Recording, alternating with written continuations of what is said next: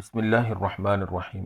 دنیا کی قدیم مذاہب کا سلسلہ ہم نے آپ کے سامنے شروع کیا ہوا ہے، جس میں ہم آپ کے سامنے پہلے سومیری اور اکادی مذہب اور پھر آسٹریلیا کے قدیم مذاہب کی تفصیل بیان کر چکے ہیں۔ آج ہم بابلی تہذیب اور وہاں کے پائے جانے والے مذہبی عقائد پر کچھ گفتگو کریں گے۔ چنانچہ اکادی فرما رواؤں کے زوال کے بعد شہر بابل یعنی خدا کا دروازہ اس نے بڑی شہرت حاصل کی۔ اس کا پہلا بادشاہ حورانی 2100 قبل مسیح میں تھا، جس نے اکادی حکومت کا خاتمہ کر کے اکاد کو اپنا پائے تخت قرار دیا، جس کا نیا نام بابل پڑ گیا۔ یہ لوگ سامی نسل تھے۔ فاتح قوم مفتوح کے تمدن اور ثقافت سے بے حد متاثر ہوئی۔ بالخصوص مذہب میں بابلیوں نے اس قدر اتباع کی کہ دونوں میں فرق بہت کم نظر آتا ہے۔ تقریباً تمام اکادی دیوتا بابلی مذہب میں ملتے ہیں۔ کچھ دیوتا تو ایسے ہیں جن کا نام بابلی مذہب میں بھی وہی ہے جو اکادی مذہب میں تھا۔ مثلاً ہی اور نرگل جو جنگ کا دیوتا تھا۔ کچھ دیوتاؤں کو سامی تلفظ کے مطابق ڈھال لیا گیا اور کچھ کو سامی زبان میں ترجمہ کر لیا گیا۔ پہلے کی مثال جیسے کہ ہی ہے، جس کا سامی تلفظ میں اس کو سلمانوں کا نام دیا گیا، اور دوسرے کی مثال انا کی ہے جو کہ سامی تلفظ میں انی بن گیا۔ یا امروٹوک کا اکادیوں میں ایک دیوتا تھا جو انسان اور وحی میں ربط قائم کرنے والا تھا اور سورج کی چمک کا دیوتا سمجھا جاتا تھا۔ بابلی مذہب میں مردوک کے نام سے مشہور ہو گیا۔ قدیم سامی دیوتا جن کے مد مقابل اکادیوں میں موجود تھے، ان کو خلط ملط کر دیا گیا۔ ایسے خداؤں میں شمس ہے جو سورج کا دیوتا ہے۔ ابتدا میں اس کو دیوی کہا جاتا تھا۔ سن چاند کا دیوتا اور نیبو وحی الہام اور ادب و فنون کا دیوتا تھا۔ اکادیوں کے خالق انا کے مقابلے میں سامی لفظ لو ہے، جس کے ایک صورت عیل ہے۔ آگے چل کر سب سے بڑا دیوتا یہی قرار پایا۔ اشوریوں نے یہ مرتبہ اشور کو دے دیا۔ اشوریوں کا ذکر ہم آپ کے سامنے آگے مستقل ویڈیو میں کریں گے۔ دونوں مذاہب اکادی اور بابلی میں مشابہت کا سب سے بڑا سبب یہ ہے کہ حمورابی قدیم روایات کا بہت زیادہ دلداتا تھا، یعنی بادشاہ، حتیٰ کہ اس نے معبودوں کو بھی برقرار رکھا۔ ان معبودوں کے نام مع ان کے دیوتاؤں کے اس قانون کی کتاب میں تحریر ہیں جس کے متعلق مشہور ہے کہ شمس نے اسے دی تھی۔ صرف اس نے ایک تبدیلی کی جو اہم کہی جا سکتی ہے، وہ یہ کہ اس نے اینو اور ان لیل کی جگہ بابل کے غیر اہم دیوتا مردوک کو دے دی۔ عوام کو مطمئن کرنے کی غرض سے اس نے اعلان کیا کہ اینو اور ان لیل نے اپنے اختیارات مردوک کو منتقل کر دیے ہیں اور انہوں نے دوسرے دیوتاؤں پر اس کی فوقیت کو تسلیم کر لیا ہے۔ اس طرح مردوک مقامی دیوتا سے قومی دیوتا بن گیا۔ مردوک کی اہمیت بڑھانے کے لیے حمورابی نے اس کے لیے ایک نہایت خوشنما مندر تعمیر کرایا جو اسغلیہ کے نام سے مشہور ہوا۔ سائرس تک تمام حکمرانوں نے اس مندر کے حسن و زیبائش میں کچھ نہ کچھ ضرور اضافہ کیا، جس کی وجہ سے یہ مندر ملک کا مذہبی مرکز بن گیا۔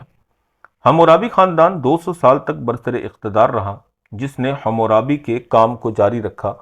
جب اس کے جانشین کمزور ہو گئے تو بابل مختلف حملہ آوروں کی آماج گاہ بن گیا۔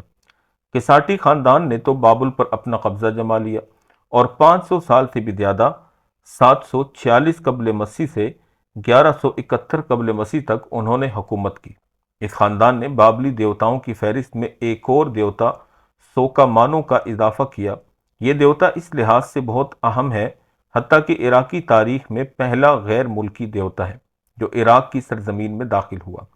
حمورابی اور اس کے جانشینوں کے زمانے میں دیوتاؤں میں تمیز کرنے کی یہ صورت اختیار کی گئی تھی کہ ان کے کاندھوں پر علامتیں بنا دی جاتی تھیں۔ مثلا شمس دیوتا کے کاندھوں پر کرنیں بنا دی جاتی، لیکن کسائی عہد میں دیوتاؤں کا مجسمہ سرے سے ہی ختم کر دیا گیا اور صرف علامتیں ہی باقی رکھی گئیں۔ مثلا ہلال کی شکل بنا کر سن یعنی چاند دیوتا مراد لیا جاتا۔ 8 کرنوں والا ستارہ استر اور کرندار تھالی سے شمس کی نمائندگی ہونے لگی۔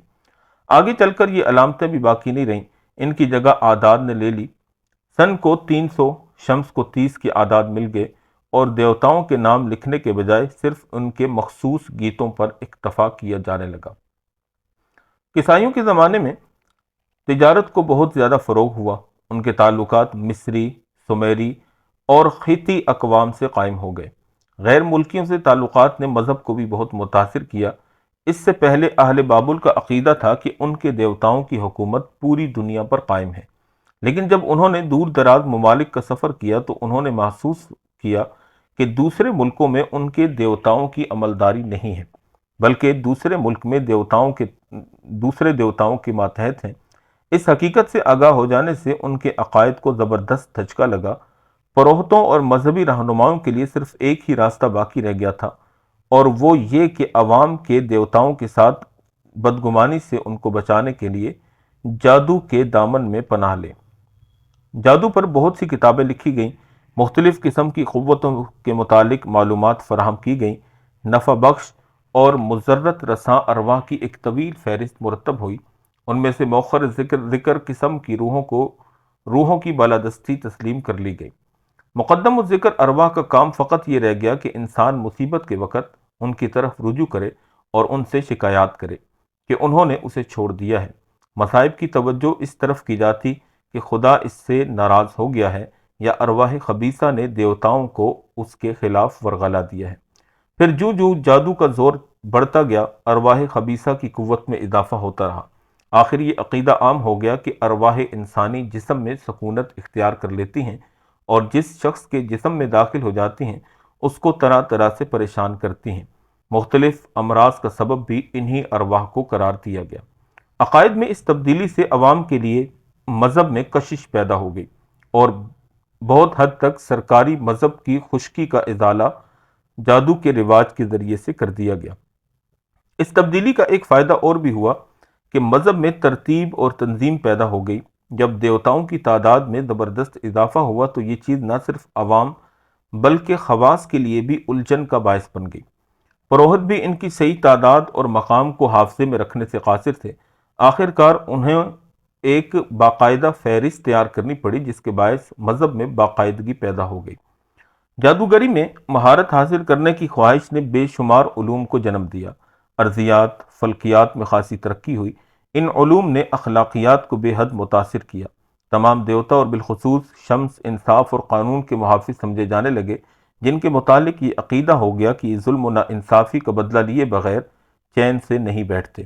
پھر انہوں نے جب اشیاء اور کائنات میں باہمی تعلق معلوم کرنے کی کوشش کی تو انہیں غیر محسوس اور نامعلوم چیزوں کے وجود کا اعتراف کرنا پڑا، اور جب اجرام فلکی کا انہوں نے بغور مطالعہ کیا تو ان میں ایک باقاعدہ نظام نے ایک روحانی حکومت کے موجود ہونے کا تصور ان کے اندر پیدا کیا۔ بابلیوں میں جادوگری اور فال و شگون کو بڑی اہمیت حاصل تھی۔ عوام اور خواص دونوں یکساں طور پر فال لیتے اور اس کے مطابق عمل کرتے تھے۔ بادشاہ بغیر فال کے جنگوں کے لیے روانہ نہیں ہوتے تھے، تاجر تجارتی سفر اختیار نہ کرتے، عام آدمی بھی زندگی کے معمولی سے معمولی کام کا آغاز اس وقت تک ملتوی رکھتے جب تک فال کے ذریعے ان کو ایسا کرنے کا اشارہ نہ مل جاتا۔ فال نکالنے کے لیے طریقے بھی عجیب و غریب تھے۔ تازہ ذبح کردہ جانوروں کی انتڑیوں سے، پرندوں کے طریقہ پرواز سے یا کسی برتن میں پانی بھر کر اس پر تیل ڈال کر فال نکالی جاتی تھی۔ ان فالوں کو سمجھنے کے لیے مخصوص کاہن ہوا کرتے تھے جن کو وہ بیرو کے نام سے یاد کیا کرتے تھے۔ جس مذہب میں ان گنت دیوتا اور لاتعداد دیویاں ہوں اور ان پر ارواح خبیثہ مزید ہوں تو ظاہر ہے کہ ایسے مذہب میں وسیع پروہتی نظام اور کشادہ معابد یعنی بڑے بڑے عبادت خانے لازمی عناصر کی حیثیت رکھتے ہیں۔ بابلی مذہب میں نہایت پیچیدہ پروہتی نظام تھا۔ ان پروہتوں کے مدارج متعین تھے اور ان کے کام تقسیم تھے۔ ان کا پروہت اعلیٰ ایریگیلو کے نام سے موسوم ہوتا تھا۔ اس کا فرض تھا کہ ماتحت عملے کی نگرانی کرے اور ان کے کاموں میں یکجہتی اور ہم آہنگی کو پیدا کرے۔ ایریگیلو کی ماتحتی میں پروہتوں کی ایک بہت بڑی جماعت ہوتی تھی جن کے ذمہ مندروں میں بھجن کے گانے کا انتظام کرنا تھا۔ یہ کالو کہلاتے تھے۔ دوسرے قسم کے پروہت اشپو کے نام سے اور مشمے شو تھے جن کا کام جھاڑ پھونک کرنا تھا۔ بیرو جن کا ذکر اوپر ہم کر آئے ہیں وہ فال اور شگون میں ہمتن مشغول رہتے۔ ان کے علاوہ ایسے بھی پروہت تھے جن کے فرائض میں مذہبی رسوم کی ادائیگی داخل تھی۔ ان کا اہم ترین فریضہ جانوروں کی قربانی کرنا تھا۔ مرد پروہتوں کے علاوہ عورتوں میں بھی پروہت ہوا کرتی تھی۔ بالعموم شاہی خاندان یا اعلیٰ گھرانوں سے تعلق رکھنے والی عورتیں اس میں شامل ہوتیں۔ ان مذکر اور مؤنث پروہتوں کے علاوہ مخنث پروہتوں کی بھی ایک خاص تعداد تھی۔ یہ لوگ اشتر دیوی کے مندر میں موجود رہتے تھے۔ ان کے متعلق عام عقیدہ تھا کہ انہوں نے اپنی مردانگی اس دیوی پر قربان کر دی ہے۔ ہر مندر میں بے شمار پروہت رہتے تھے۔ ایسے بھی مندر تھے جن میں ہزار بلکہ اس سے بھی زیادہ پروہت رہتے تھے۔ بابلی مذہب میں تہواروں کو بڑی اہمیت حاصل تھی۔ ہر موسم میں بڑے بڑے سالانہ تہوار منائے جاتے تھے۔ چھوٹے موٹے تہوار تو آئے دن ہوا ہی کرتے تھے۔ ان کا سب سے بڑا تہوار اکیٹو تھا جو ہر سال نوروز کے موقع پر منایا جاتا تھا۔ ابتدا میں یہ تہوار عراق کے تمام شہروں میں موسم خزاں میں منعقد ہوتا تھا، لیکن یہ بابل میں موسم بہار میں ہونے لگا۔ اس شہر کی اہمیت کے باعث دوسرے شہروں نے بھی اس کی اتباع کی۔ خزاں کے بعد تمام درخت پھر سے ہرے بھرے ہو جاتے ہیں۔ عراقیوں نے اس نظام فطرت کو دیوتاؤں تک وسیع کر دیا۔ ان کا عقیدہ تھا کہ جس طرح خزاں میں نباتات پر مردنی چھا جاتی ہے، اسی طرح دیوتا بھی عارضی موت کا شکار ہو جاتے ہیں اور نوروز کو ان کو دوبارہ زندگی ملتی ہے۔ اس دن عراقی جو ہیں اثر نو اپنے بادشاہ کی تاجپوشی کرتے۔ چونکہ ان کا ذریعہ معاش زراعت تھا، اس تہوار کے موقع پر اگلے سال کی عمدہ پیداوار اور غلہ کی فراوانی کے لیے دعائیں مانگی جاتی۔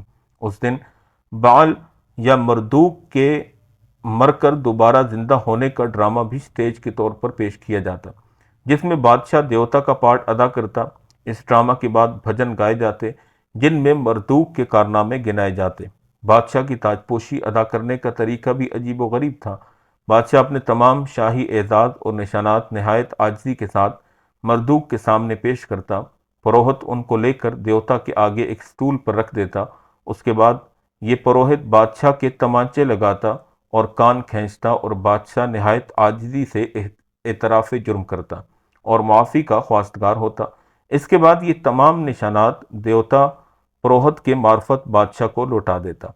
ایک اور رسم دیوی اور دیوتا کی شادی تھی، جس میں بادشاہ دیوتا کا پارٹ ادا کرتا اور شاہی خاندان کی عورتیں دیوی کا کردار ادا کرتی۔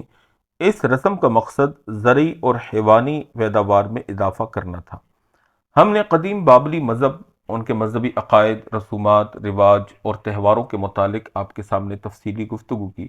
امید ہے کہ آپ کے علم میں اضافہ ہوا ہوگا اور آپ کو زمانہ قدیم کے ایک مذہب کے متعلق بہت کچھ جاننے اور سیکھنے کو ملا ہوگا۔